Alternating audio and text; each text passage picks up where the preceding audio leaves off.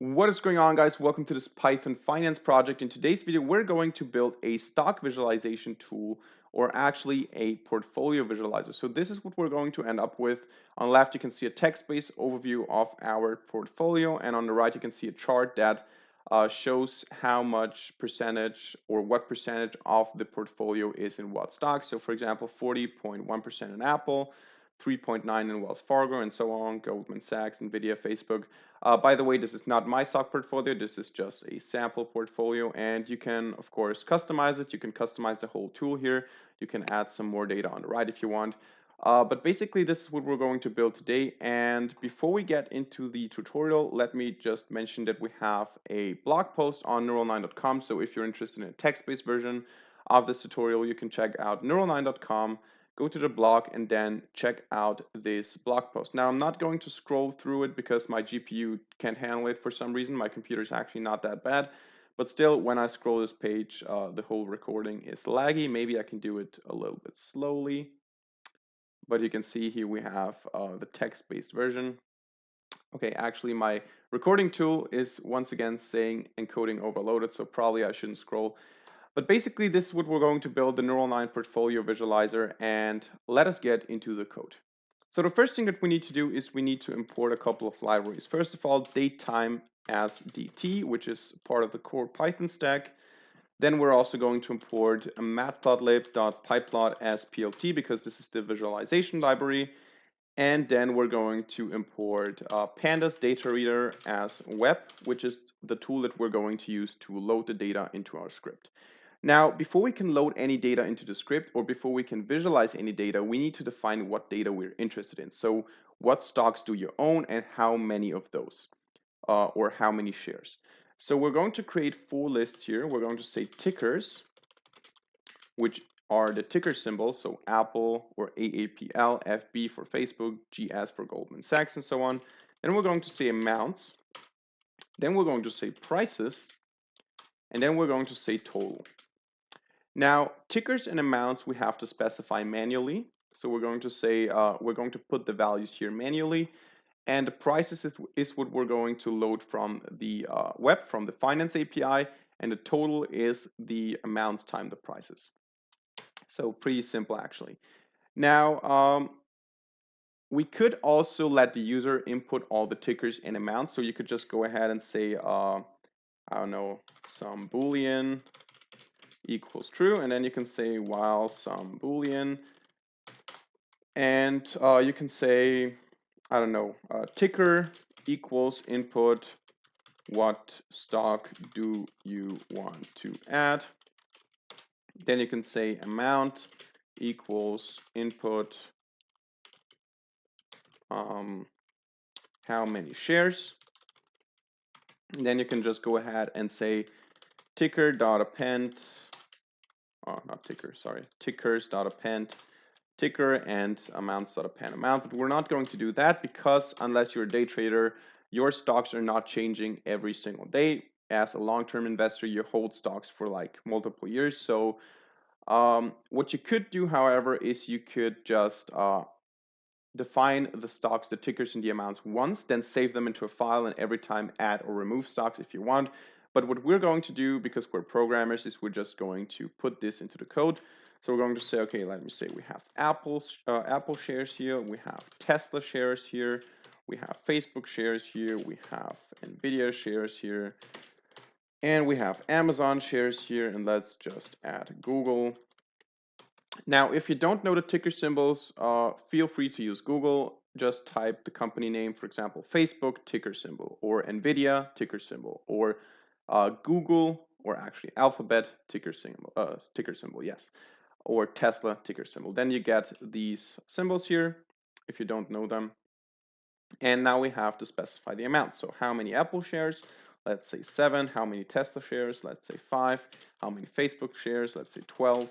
Nvidia 16, Amazon 2, and Google 4. And what we now need to do is we now need to load the prices. So we're going to say for ticker in tickers. So for every ticker that we have, we're going to create a data frame, which is web.datareader, and we're going to specify the ticker and the API that we're going to use, in this case, the Yahoo Finance API. And now we have to specify a time frame. Now, the beginning point is not really important because we're only interested in the last value, but we're going to say dt.datetime. Or how is it actually written? Yeah, like that. 2019, let's say, I don't know, the 1st of August. And the end data point is datetime.now, which is exactly now. So the latest data point will be included. And what we now need to do is we now need to determine the price. And the price is the last element of the data frame, which is -1, colon. And of this element, we're interested in the closing value. So the last closing value, and then we're going to pick the 0th or the first element. So this is the price, and what we now need to do is we now need to get the index of that price in order to match this with the index of the amount. So we're going to say prices dot append the price, and now we're going to say index is the prices dot index. I think this is how it's written. Yeah, the prices dot index of that price. Okay, now it's crashing.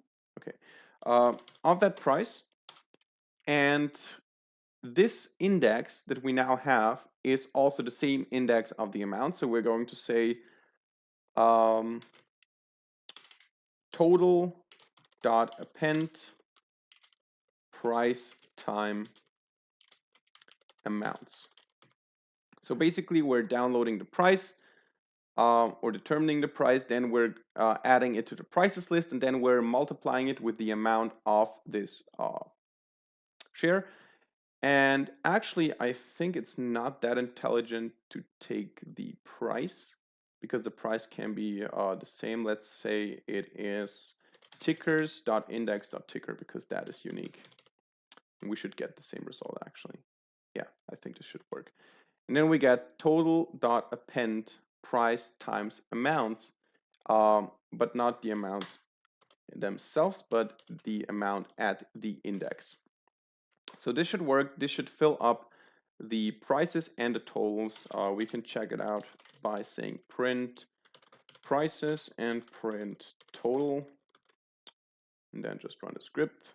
We'll see. Might take a while though, because the Yahoo Finance API doesn't always work. Sometimes it actually crashes, so if it doesn't work for you, just rerun the script. But as you can see, it kind of works. We get the share prices. This should be pretty accurate for Apple. This is accurate for Tesla. This is accurate for Facebook.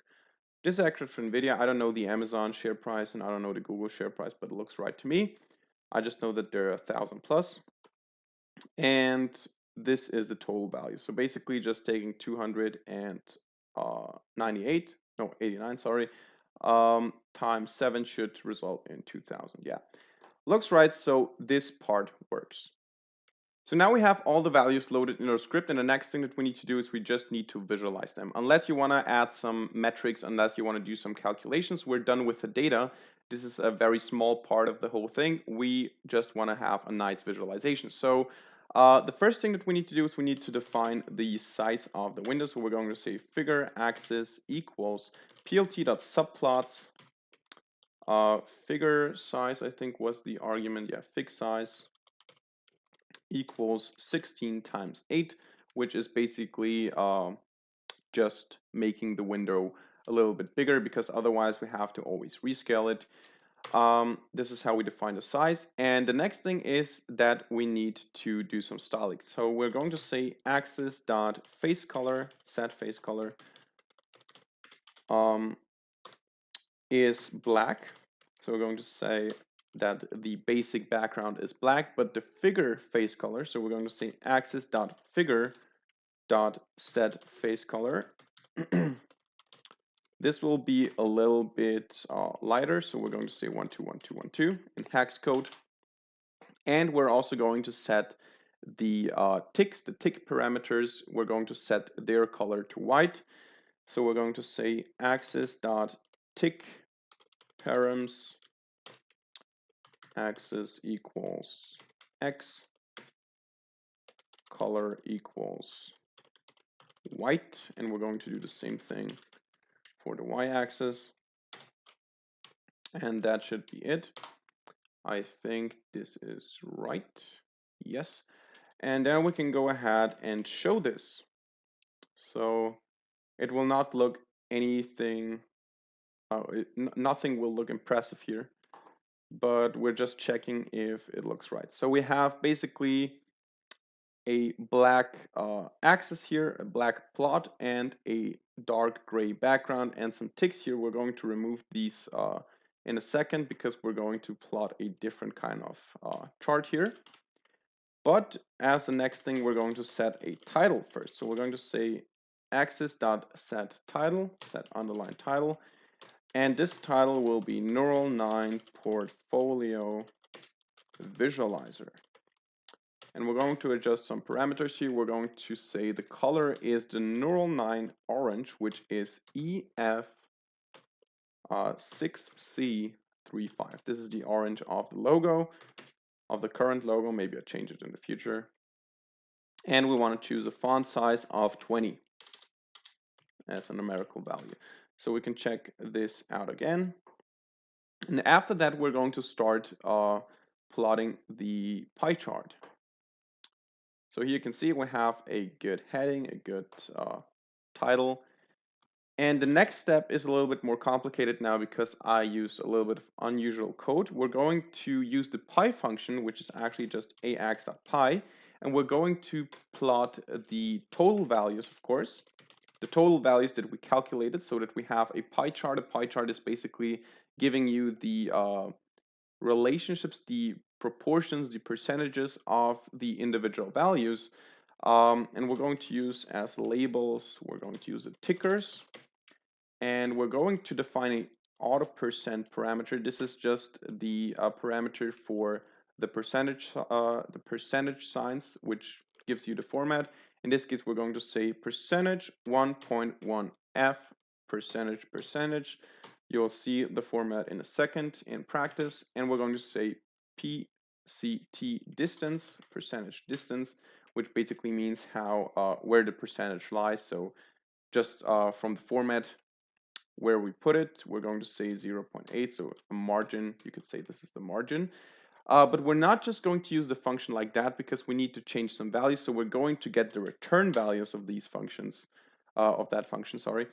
And the return values are patches, texts, and auto text. And we're not going to use all of them, but we're going to say, we're going to use a list comprehension here. We're going to say text dot set color. So every text that is in there, every text that is in the return value, every text that is in our pie chart, we're going to say set the color to white because we have a dark background. We want to see something. So set the color to white for every text in the text. So actually, since we're not using the other parameters, we could just define an underline here like that. It doesn't matter, but now we should have a decent pie chart that looks pretty good. Yeah, as you can see, we have the pie chart, we have the white labels here, and we have the percentage values in the right format. This is the format that we specified. And we also define the percentage distance so that we don't have the values too near to the middle. And we're not done yet because what we want to do now is we want to have a ring chart here. We want to have this the middle blacked out, so we want to have the chart as we saw it in the beginning. This is also the reason why we push the percentages out to the borders, but this is for now a pretty good result, and now we're getting into the middle.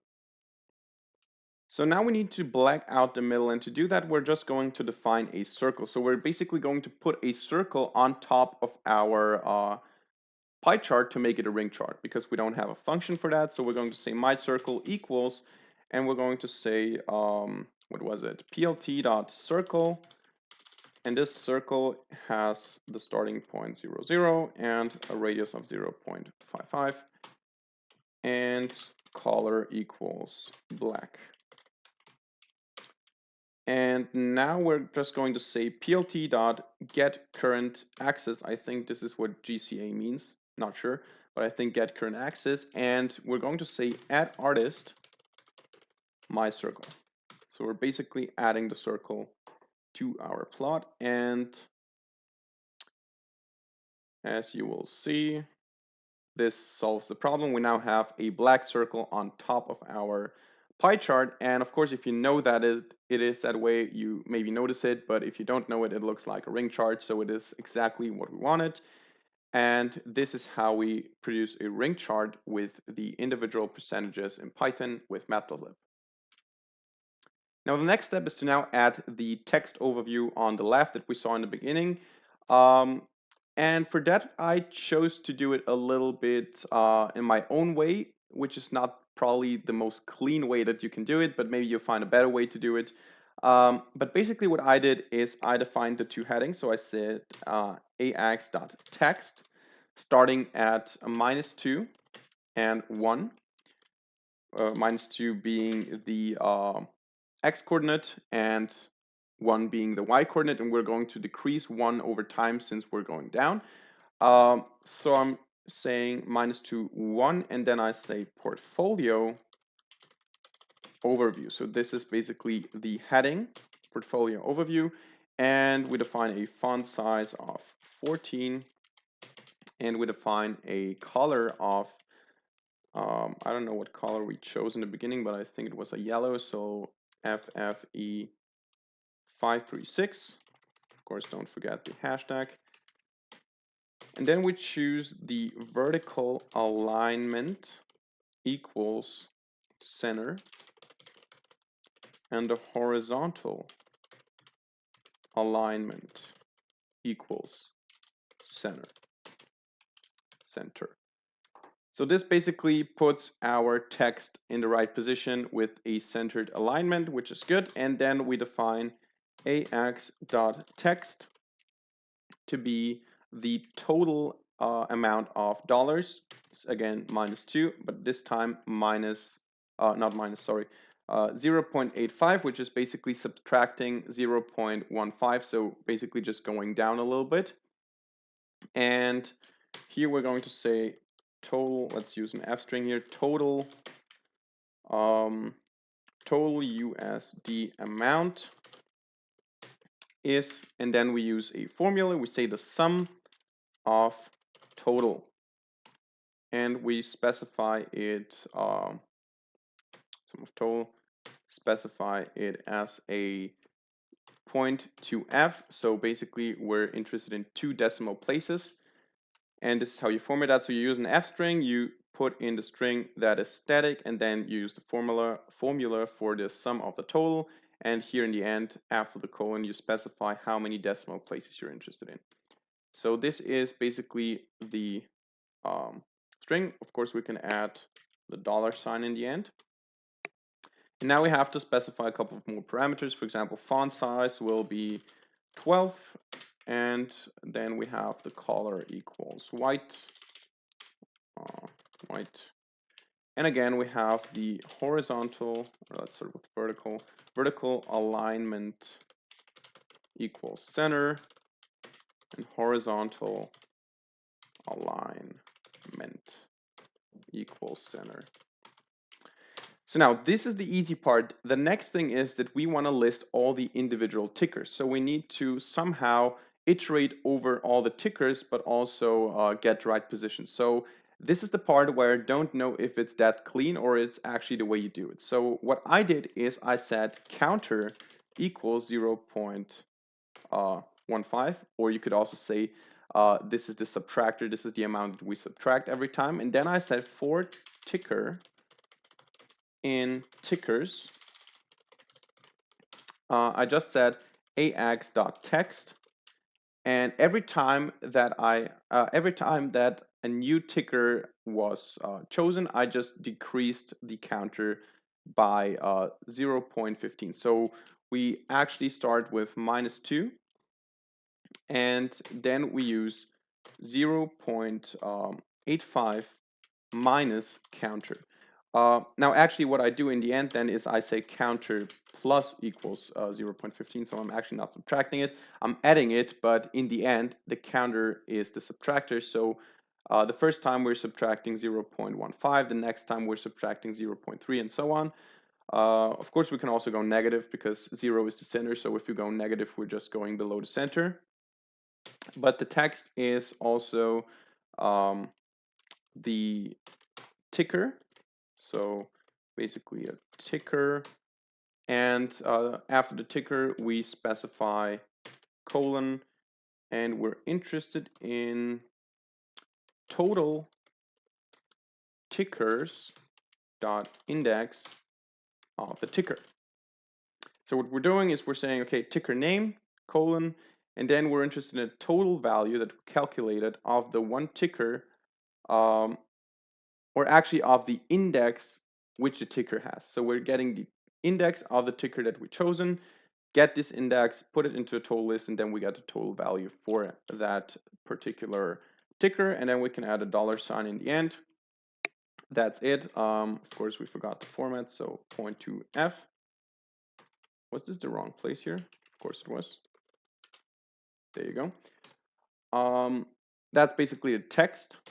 And I'm looking at the code all the time because this is actually a quite confusing code here. Hard to memorize. So font size again 12, and the color will be white again, I think. And yeah, then again we do vertical alignment equals center, and horizontal alignment equals center as well. Come on. Then we increase the counter with every iteration, and that's actually it. So then we show the plot, and this should be it. So the last piece of code was a little bit confusing, but that is what you then end up with. You got the portfolio structured in this ring chart, or visualized in this ring chart, and then you get the individual values on the left. So let's recap the code real quick. We load, or we specify the tickers and the amounts manually. We then load the prices, calculate the total values, define a plot, then set some design stuff, set a title, then plot a pie chart, set the auto percentage to the right format, so basically with 1 decimal place. Then we push these percentages out to the border so that we can put a ring in the middle. Set the color to white for every text that we have in the labels. Then we create a circle that we place in the middle by using the GCA method. Then we specify a heading or a title for the left text-based overview. Then we add the total amount, and then we use a for loop to iterate over all the tickers to also put them into the overview. So that's basically it, and that's the project. So that's it for today's video. I hope you enjoyed it. I hope you can make use of this portfolio visualizer. Of course, you can tweak the individual parameters. You can add some values. You can calculate some more values, some key statistics to enhance this tool. But that's it for today's tutorial. I hope you liked it. If so, hit the like button for me, and also feel free to ask questions and give feedback in the comment section down below. If you haven't subscribed to this channel yet, go and do so to see more future videos. So thank you very much for watching, and see you in the next video. Bye.